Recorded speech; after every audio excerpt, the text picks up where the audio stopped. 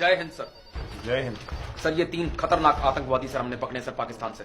Sir ये first वाला sir हमने ये बालाकोट से पकड़ा सर।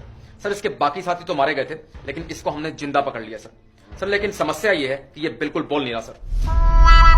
काफी टफ लग रही है। Yes sir. इसको दिनचक पूजा का म्यूजिक सुनाओ, बोल पड़ेगा। Okay sir.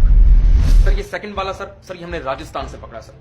सर इसकी खास बात ये है कि इसको इतनी कोई टफ ट्रेनिंग दी है आईएसआई ने सर कि ये आसमान में उड़ता है सर। अच्छा, लेकिन इस पर तो हैप्पी बर्थडे लिखा हुआ है। सर ये आईएसआई के कोड वर्ड है सर।